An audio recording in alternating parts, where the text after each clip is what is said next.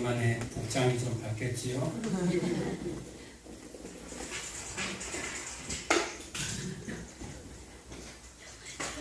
오늘이 무슨 날이죠? 추수감사주일. 1년 감사라고도 하고, 이 한 해 동안, 한 해를 마무리하는 1년 동안 하나님의 지키심에 감사하는 절기예요.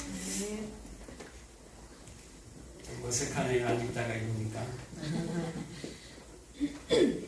한번 따라할까요? 마지막 추수. 마지막 추수. 마지막 추수. 마지막 추수. 구원의 추수와 심판의 추수.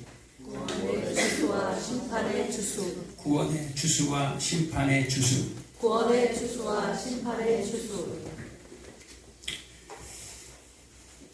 오늘은 추수감사주일인데요. 원래 추수감사주일은 영국의 기독교인들, 그 당시 영국의 기독교인들을 청교도들이라고 했어요. 청교도들이 영국의 그 당시에 성공회가 영국의 국교로 지정되면서 기존에 있는 그 청교도인들을 박해했어요. 그래서 그 박해를 피해서 어디로 갑니까? 미국으로 가요.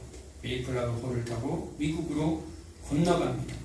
그곳에서 잘 먹고 잘 살기 위해서 미국으로 피한 것이 아니라 뭘 지키기 위해서? 신앙을 지키기 위해서, 믿음을 지키기 위해서 미국으로 건너가요. 그래서 건너가는 중에 또 가서 전염병, 굶주림, 그 배에 탄 사람들 중에 절반 이상이 다 죽었어요. 근데도 그들은 첫 수확을 그 땅 가서 거둡니다. 누구의 도움을 받아서? 그 원주민들의 도움을 받아서 첫 수확을 드려요. 그래서 그걸 하나님 앞에 감사합니다. 그 많은 사람들이, 함께했던 사람들이 죽었는데도 불구하고 그들은 자신들을 지켜주시고 보호하신 그 하나님께 감사해요. 뭘 지켜줬어요? 뭘 보호해줬어요? 이럴 수 있잖아요. 그런데 여전히 그들은 지금부터 그들의 출입을 영혼까지 지키실 그 하나님을 찬양하고 감사했다라는 거예요. 그래서 그것이 추수감사절의 유래가 돼요. 그래서 선교사들이 우리나라에 들어오면서 미국은 그때가 11월 셋째 주예요. 그래서 우리나라에 선교사들이 들어오면서 자연스럽게 추수감사절을 지킵니다. 또한 이 추수감사절을 이게 가을 추수 때 하는 거다 보니까 유대인들의 선대절기가 뭐예요? 6월절, 맥주절, 또 초막절, 장막절이라고도 하죠.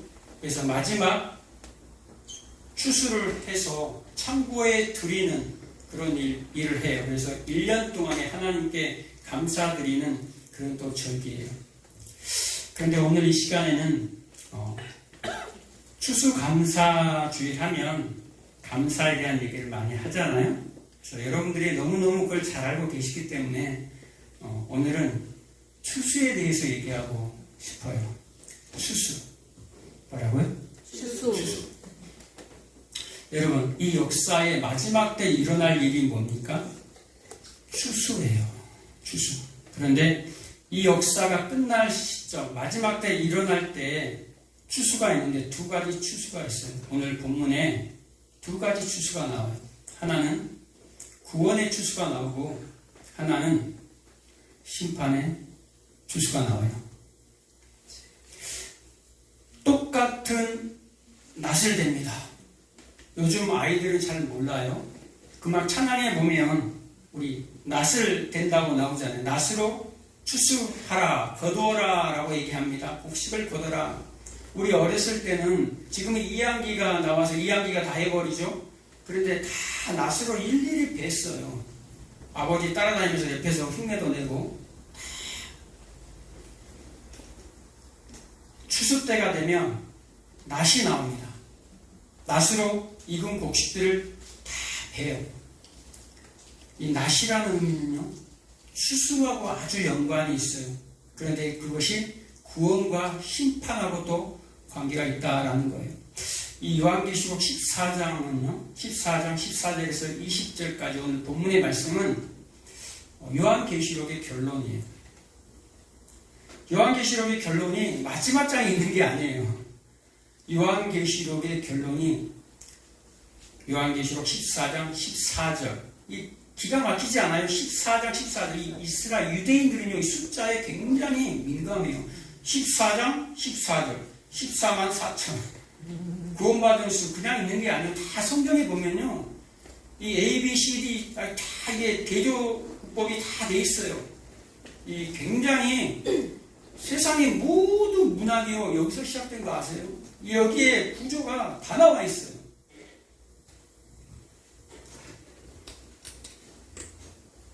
낫은 심판을 의미합니다. 그런데 14절에 보면 첫 번째 누가 나오죠?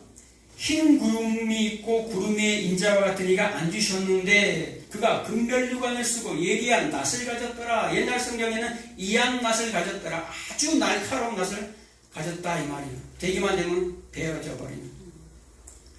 아주 날카로워. 그래서 말씀을 뭐라고 합니까? 히브리서 4장 12절에 양날이 날성커. 구름 위에 앉은 이가 있다 그래요. 구름 위에 앉은 이가. 구름 위에 앉은 이가 뭘 썼다 그러겠죠? 금면류관을 썼다 그래요. 이 누굽니까? 누구예요? 심판주? 그렇죠. 심판주. 예수 그리스도. 다니엘서 7장 13절에는 구름을 타고 인자 같은 이가 구름을 타고 오시리라. 옛적부터 계신 그가 구름을 타고 오신다라고 나옵니다. 또한 요한계시록 1장 7절에 볼지어다 그가 구름을 타고 오시리라. 각 사람들이 보겠고 그를 찌른 자들도 보겠고 모든 족속이 그를 보고 애곡하리라 라고 합니다.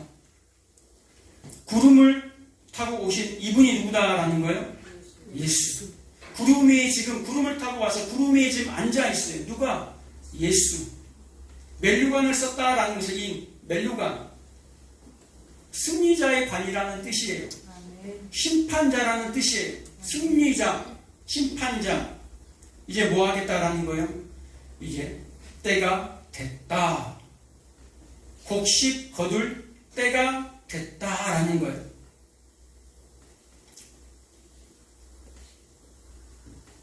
또 뭐라고 나니까 15절에 보면 또 다른 천사가 성전으로부터 나와 구름 위에 앉은 이를 향하여 큰 음성으로 외쳐 이르되. 지금 어떤 천사가, 이제 다른 천사가 성전으로부터 나와요. 어디서부터 나와요? 성전으로부터 나와요.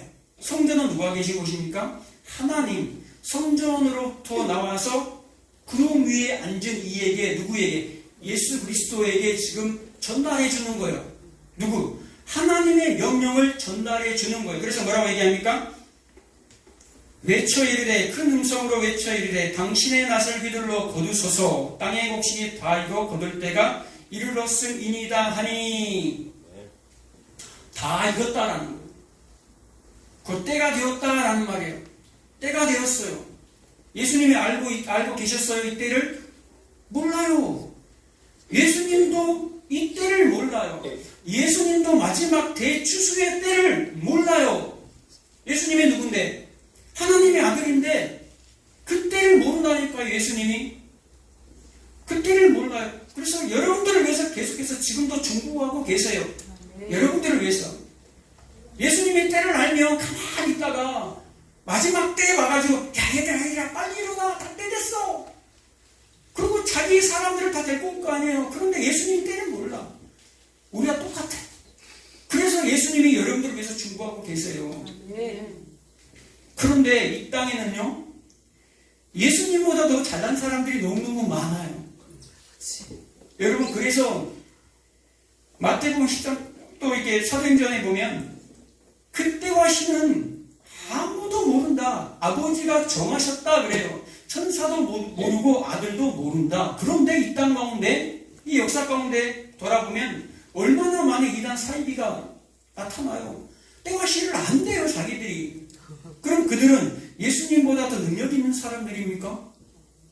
아니잖아요. 스스로를 자기가 예수님보다 더 능력이 있다라고 얘기하는 거예요.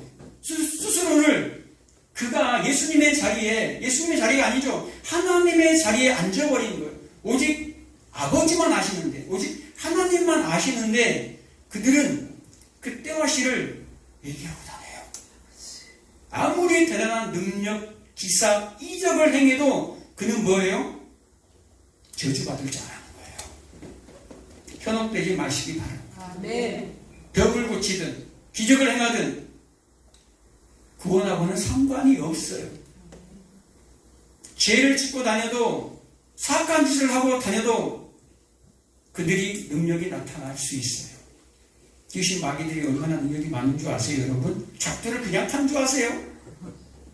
여러분들이 작두 타면 어떻게 돼요? 잘려요. 작두 타면. 그 다음에 뭐라고 나옵니까? 자, 때가 이르렀습니다. 구름이 앉으시니가 낫을 땅의 휘두름에 땅의 곡식이 거두어지니라. 다 익었어요. 이제 때가 됐어요. 거둬요.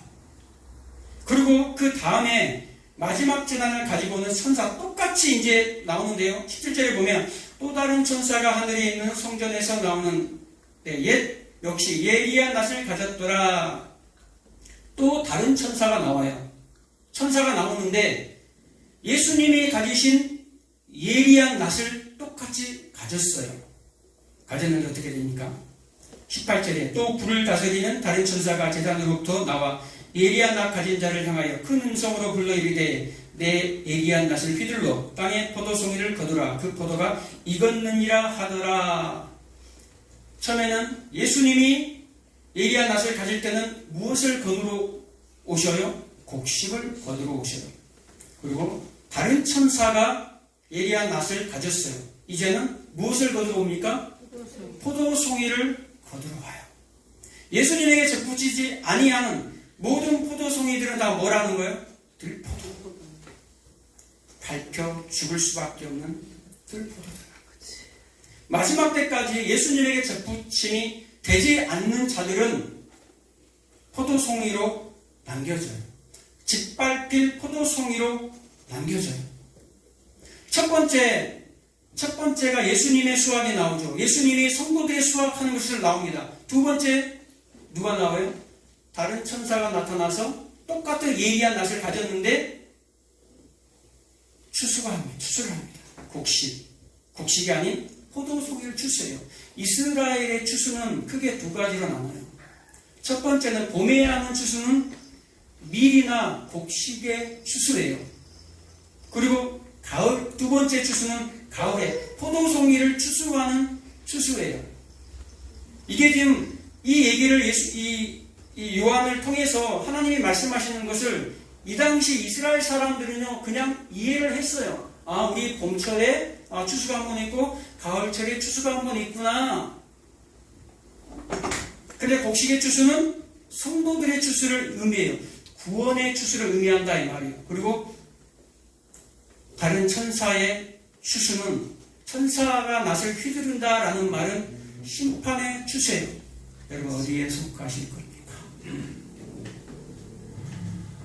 여러분 하나님에 의해서요 날쌘 검 같은 이 낫에 의해서 추수함을 여러분 받아야 돼요. 그 하나님의 말씀을 통해서 날쌘 검을 통해서 우리 인생에 이 인간의 존재가 간통되어져야 돼요. 말씀에 의해 찔림받고 내가 어찌할꼬 하는 회개 역사가 내 심령 가운데 일어나야 돼요. 아멘. 이게 일어나지 않는 사람들은요 회개하라 천국이 가까이 왔느니라. 회개하여 복음을 믿으라. 회개할 때에 하나님의 영이 그 속에 들어갑니다. 아멘. 그 속에 성전을 삼고 계십니다. 아멘. 그런데 회개 역사가 일어나지 아니하면요 여전히 하나님의 말씀을 듣고 이를 갈아요. 그리고 대적자의 입장에서 서게 됩니다. 그리고 세상 가운데 구하면서 끝까지 곡식이 아닌 들포도의 추수를 기다리게 돼요. 다 익었다라는 말은요 극점에 도달했다라는 말이에요. 다 익었다라는 말은 최고점에 이르렀다라는 말이에요. 다 이르렀다. 그리고 뭐라고 얘기합니까? 하나님이 천사가 낫을 땅에 휘둘러 땅의 포도를 거두어 하나님의 진노의 큰 포도주들에 던지네. 두 번째 천사가 와서는 어떻게 해버려요? 그냥 거두는 게 아니에요. 진노의 포도주 틀에 집어넣어버려서 밟아버린다 이 말이에요. 피가 어떻게 튀깁니까? 성 밖에서 그 틀이 밟히니 틀에서 피가 나서 말 굴레까지 닿고 1600 스타디온에 퍼졌더라. 말 굴레가 이 말 굴레 씌우는 게 약 바닥에서 1.5m 정도 되죠. 1.5m 높이까지 피가 튀긴다 이 말이에요.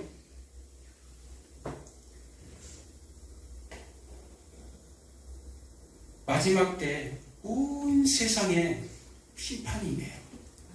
1600 스타디온이라는 말은요. 요즘 스타디온, 스타디움 있죠. 스타디움. 경기장을 스타디움이라고 그러잖아요. 스타디온, 1스타디온이 192m에서 200m의 거리를 1스타디움이라고 해요.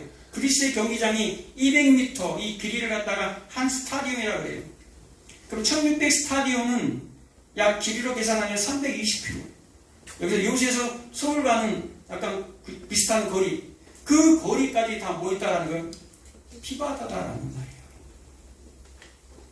이 얘기는 무슨 얘기입니까? 1600 스타디온 그냥 여러분 숫자는 그냥 나오지 않아요.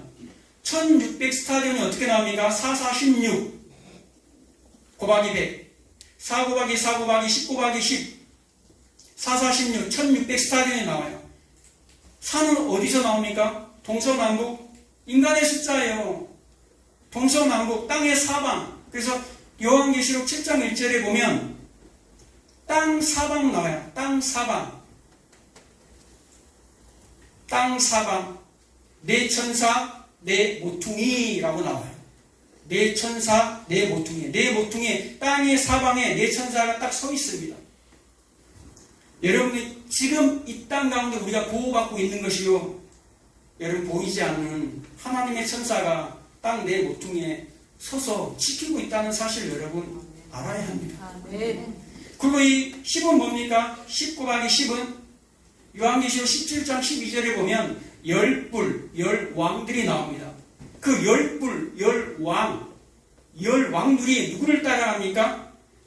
짐승을 따라가요. 짐승을 따라가서 이 세상 가운데 잠깐 권세를 얻으리라 라고 나와요.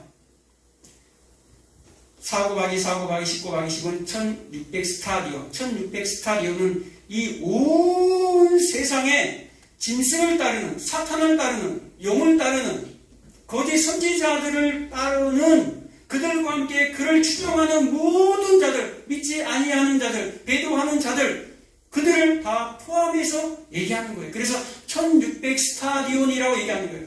온 세상에 하나님의 심판이 임한다라는 거예요. 단 한 사람도 예의가 없어요. 그래서 그 땅의 왕들이 하나님의 심판이 임할 때 뭐라고 얘기합니까? 참남된 말을 해요. 바위 틈에서 굴 속에 숨어서 지금 돈 있는 사람들은 지하에 벙커 만들잖아요. 지하 벙커에 그 수억 달러 하는 그 속에 다 사놨어요. 우주 개발하는 것도 왜 그 투자하는지 아세요? 다 자기 살려고. 그런데 이 땅뿐만 아니라 1600 스타디온이라는 말은 전 우주적인 재앙이 임한다 이 말이에요. 이 땅에 그래서 이 땅에 들포도들은 단 한 명도 그 진노에 다 들어간다는 거예요. 우리는 뭐에 의해서 거둬들임을 받아야 돼요? 하나님의 낫에 의해서, 예수 그리스도의 낫에 의해서 우리는 추수가 돼야 돼요. 먼저 무엇이 먼저 추수가 된다고 얘기합니까? 추수 때가 되면 먼저 가라지들부터 다 걷어들여도. 그래서 중간에 우리가 먼저 그냥 들림받는 게 아니에요. 들림받고 이 땅에 그냥 심판받을 자들만 남겨놓은 게 아니에요. 우리는 그 심판을 통과해요. 성도들은요 그 심판을 다 통과합니다. 추수 때가 되면 곡식을 먼저 거두지 않아요. 가라지들을 먼저 다 거둡니다. 그리고 단으로 묶어서 어디에? 불사름에 내어줍니다. 이게 심판이에요. 그리고 곡식을 추수하는 거예요. 왜 추수합니까? 천국 창고에 들이기 위해서 추수하는 거예요. 오늘 요한계시록 14장의 내용과 또 16장에 보면 여러분들이 알고 있는 아마겟돈 전쟁, 마지막 전쟁, 최후의 전쟁이 나와요. 19장, 16장의 내용. 그리고 요한계시록 20장에 보면 마지막 백보자 심판이 나와요. 다 무슨 심판입니까? 불의 심판이에요. 다 하나를 동일한 이야기를 써놓은 거예요. 이 요한계시록은요, 여러분, 이 복음서처럼, 이게 사도행전처럼 순서적으로 기록되어 있는 게 아니에요. 동시다발적으로 천장에다가 다 펼쳐놨어요. 천장에 그림을 다 펼쳐놓고, 그것을 지금 요한이 보고 있는 거예요. 환상으로. 보고 있는 거예요. 보고 여기서 이렇게 기록하는 거예요. 그래서 통으로 요한계시록은 통으로 다 보는 거예요. 모든 성경의 창세기부터 계시록까지 요약되어 있는 게 다 나와 있어요. 이상하게 세대적으로 이게 풀려고 하면, 시대적으로 풀려고 하면 안 맞는 거예요. 성경은요, 특히 요한계시록은요, 뭘로 해결돼야 됩니까? 모든 성경은 예수 그리스도의 십자가로만 풀어지는 거예요. 아멘. 다른 것으로 보여주는 역사 속에서, 야, 지금 전쟁이 일어난 거 어떤 것 같다, 어떤 시대인 것 같다, 인재앙, 나팔재앙, 대적재앙, 이때인가? 아니요. 그 속에 다 포함되어 있는 거예요. 입 안에 7 나팔이 들어가 있고, 7 나팔 안에 7 대접이 다 들어가 있어요. 이게 동시다발적으로 일어나 버립니다. 자, 18절에 보면 또 불을 다스리는 다른 천사가 제단으로부터 나와 예리한 낫을 가져. 자, 불을 다스리는 천사라고 얘기합니다.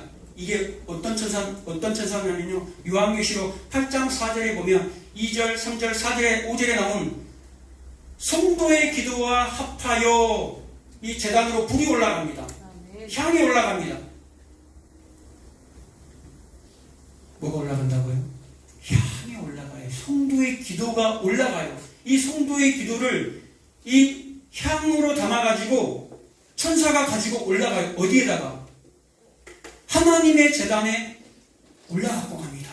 그런데 그 올라가고 가서 그 천사가 그것을 그대로 그 제단 뿔에 있는 기도가 모아져 있는 그 불을 가지고 그대로 어디로 갖고 가는 줄 아세요?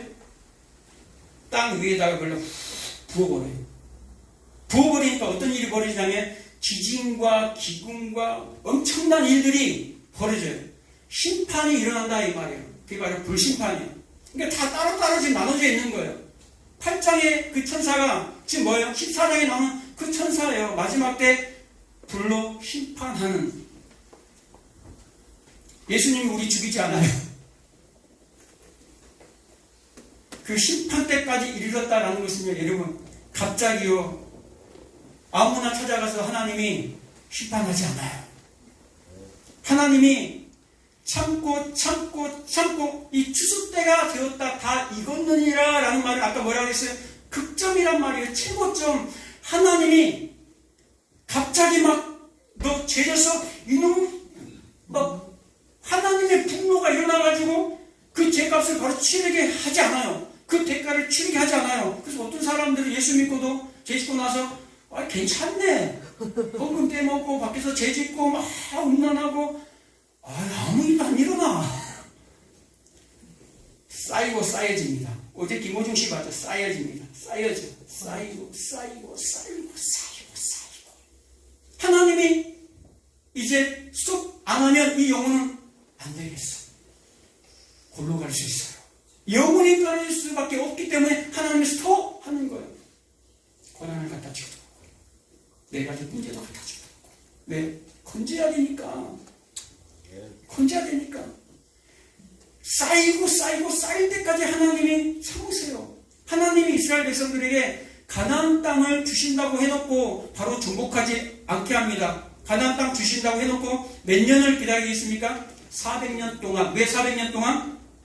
창세기 15장 16절에 보면 아모리 족속의 죄가 아직 차지 않았어요. 아모리 족속의 죄가 찰 때까지 몇 년이 걸려요?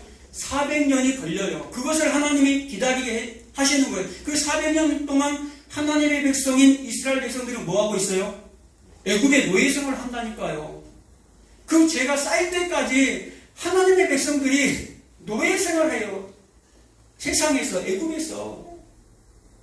이런 하나님이 다 있나? 400년만 기다려요. 노아의 방주가 120년 동안 노아의 방주를 짓고 심판한다 그러죠. 120년 동안 하나님이 기다려주셔요. 인생들을. 120년 동안. 그런데도 안 들어와. 노아와 7 식구만 그 방주 안에 들어가요. 그런데 120년만 기다렸습니까? 아니에요. 하나님이 120년을 기다린 게 아니에요. 노아의 그 홍수의 심판을 통해서 전 인류를 다 물로 심판한 것은 120년만 기다려준 게 아니에요. 1000년 이상을 기다렸어요, 여러분. 창세기 5장 21절 이하에 보면요. 에녹이 나와요. 아담의 첫째손 에녹이 나와요. 에녹의 유다서 1장 14절에 보면 에녹이 미래에 있을 일을 보게 됩니다. 예수님이 다시 오실 예수님의 재림을 창세기에 있는 에녹이 봐요. 그게 유다서 1장 14절에 기록되어 있어요. 아담의 첫째손인 에녹이 수많은 천사들과 함께 오시는 예수님을 목도하는 거예요. 그 예수님을 목도하고 에녹이 65세 때 누구를 낳아요? 무두셀라. 그래서 무두셀라를 놓고 300년 동안 하나님과 동행해요. 에녹의 나이가 몇 세? 365세 죽어 올라가요. 안 죽죠. 살아서 올라가요. 365세, 365, 또 365예요. 365. 365일 매일을 하나님과 동행하다가 하늘로 올라가요. 그런데 에녹의 아들이 무두셀라 969세 1000살 가까이 살았어요. 이 무두셀라가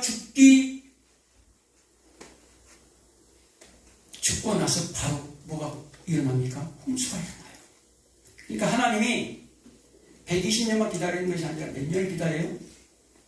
1000년을 하나님이 기다려줘요. 우리 인생들을 쌓고 그래서 마침내 그때까지도 들어오지 못한 자들을 다 쓸어버리는 거예요. 그래서 모든 인생들이 어떤 피조물들도 그 심판 앞에 핑계할 수 없다라는 말을 로마서에서 하는 거예요. 아무도 그 심판 앞에 핑계할 수 없어요. 하나님 왜 그러셨어요? 말을 할 수가 없다 이 말이에요. 저 인생 갑자기 왜 저렇게 됐지? 아니요. 그 인생은 알아요. 지금까지 하나님이 수많은 경고를 했다라는 것을 그 인생은 안다니까요. 갑자기 어떤 일이 벌어진 게 아니에요. 그런데 그 심판 앞에 여러분들은 어떻게 설 수 있습니까? 아니 마지막 때 다 그 심판의 진노의 포도주 틀에 다 빠지게 되는데 다 불살라지는데 여러분들은 어떻게 거기서 살아남을 수 있냐 이 말이에요. 이사야 63장 3절에 보면요. 예수님이 전쟁을 혼자 나갑니다. 혼자 나가는데 그 피가 다 예수님에게 다 튀겨버려요. 그게 요한계시록 19장에 나오잖아요. 백마 타고 흰옷을 입고 오지만 그 소년이 그 피가 다 예수님에게만 다 튀겨버려요. 오늘 보면 본문의 말씀에 보면 뭐라고 나옵니까? 20절에 보면 성 밖에서 그 틀이 밟히니 틀에서 피가 나서 말 굴레까지 닿고 어디서 심판이 시작됩니까? 성 밖에서 심판을 받아요. 성 밖에서 누가 심판을 받았습니까? 성 밖은요 재물을 태워 죽이는 곳이에요. 성 밖이라는 이 말은요 쓰레기장, 소각장, 게헨나, 지옥문이라는 거예요. 여기서 짐승이 태워져요. 재물이 태워져요. 이 재물이 누굽니까? 여러분을 대신한 재물이 누굽니까? 예수님. 그래서 히브리서 13장 10절에 영문 밖에 성 밖에 버려진 자가 누굽니까? 예수님. 성 밖에 영문 밖에서 재물을 태우는 곳이다 라고 명시하면서 영문 밖에 예수님이 찍힘을 당했다라고 기록합니다. 성 밖에서 우리가 발표해야 할, 우리의 살이 찢겨야 할, 우리의 피가 쏟아져야 할 그 영문 밖에서 누가? 예수 그리스도께서 성문 밖에서 십자가 걸고 오는 게 어디입니까? 예루살렘 성 밖이에요. 거기 쓰레기 소각장이라니까요. 쓰레기처럼 버려질 우리가 죽어야 할, 태워져야 할, 번제로 드려져야 할. 그런데 그곳에 예수님이 태워졌어요. 그리고 뭐라고 얘기합니까? 히브리서 기자가 오라! 우리도 가자! 우리도 영문 밖으로 가자! 우리도 영문 드리라고 얘기합니다. 찬송의 제사로 드리지 않고 뭐라고 얘기합니까? 우리가 그의 증인이다. 증인으로 살자라고 얘기하는 거예요. 어디로 가서? 영문 밖으로 가서. 영문 밖이 뭐예요? 십자가 지고 자기를 부인하고 십자가 지고 나를 따라와라. 나 따라오려거든. 그래서 그들이 고백하는 거예요. 찬송의 제사를 드리는 자들이 찬송의 제사를 드리자 해놓고 어디로 가자고 얘기합니까? 영문 밖으로 가자고 얘기합니다. 예루살렘으로 우리가 들어가서 거룩한 곳, 아름다운 곳으로 잔치하자가 아니라 성 밖에 피 묻고 살이 찢긴 그곳으로 우리가 그 길을 가자. 여러분 가시겠습니까? 화려한 성전으로 가시겠습니까? 아니면 그 쓰레기 소각장 지옥의 문 앞에 그걸로 가시겠습니까? 그래서 우리가 죽으면 산다라는 말이에요. 지옥문 앞에서 우리가 자기를 부인하고 십자가를 지고 가는 삶이 그것이 바로 부활의 문이라는 거예요. 네. 죽은 것 같은데 영문 밖으로 가면 죽은 것 같은데 그것이 바로 사는 길이다라는 말이에요. 그래서 마지막 때 성도의 삶에 대해서 얘기합니다. 요한계시록 12장 11절에는 뭐라고 성도들의 삶을 얘기합니까? 성도들의 승리의 삶에 대해서 얘기합니다. 어떤 게 승리의 삶인가? 11절에 보면요. 우리 형제들이 예수의 피를 증거함과 하나님의 말씀으로 말미암아 이겼다라고 얘기합니다. 뭘로 이겼다고요? 예수의 피 그리고 하나님의 말씀을 증거함으로 이겼다라고 얘기합니다. 그것이 히브리서 13장에 나오는 내용이에요. 그러면서 고백하는 게 찬송의 제사다. 뭐가 찬송의 제사예요? 그것이 찬송의 제사예요. 감사함으로 제사를 드리는 자는 로마서 12장 1절에 우리가 산 제물로 하나님께 드려서 하나님을 영화롭게 하는 자, 산 제사, 살아있는 제물로 우리를 드려야 된다라는 말이에요. 제물은 반드시 죽어져야지 제물이 될 수 있다라는 거예요. 그래서 살아있지만 이 땅에 우리가 살아있지만 죽은 자처럼 내 자존심 체면 다 내세우게 사는 것이 아니라 예수 그리스도처럼 마지막 때까지 도살장에 끌려가는 양처럼 우리를 그렇게 부르셨다라는 거예요. 이 땅에서는 화려한 성전에 있는 자들이 아니에요. 이 땅에서는 예수님 닮기를 원해요. 많은 그리스도인들이 예수 믿는다고 하면서 예수님 닮기는 싫어해요. 자기 부인하고 십자가의 삶, 그거는 지저분하니까 싫어해요. 끄트머리에 죽을 자로 예비된 자들, 그거 싫어한다 이 말이에요. 맨날 고난받고 문제만 생기고 병에 걸리고 싫어해요. 성공하고 잘되고 멋들어진 모습, 예수 믿으니까 이렇게 됐어. 그러고 싶지 않겠어요? 그런데 기독교의 복음은 그것이 아니에요. 기독교의 복음은 십자가입니다. 오늘 요한계시록 했지만 언제 뭔 일이 일어난다 그 얘기 하나도 없잖아요. 오직 그때는 하나님만 아세요. 그리고 십자가 안에서 우리는 살아가는 거예요. 기도하겠습니다. 주신 아버지 감사합니다.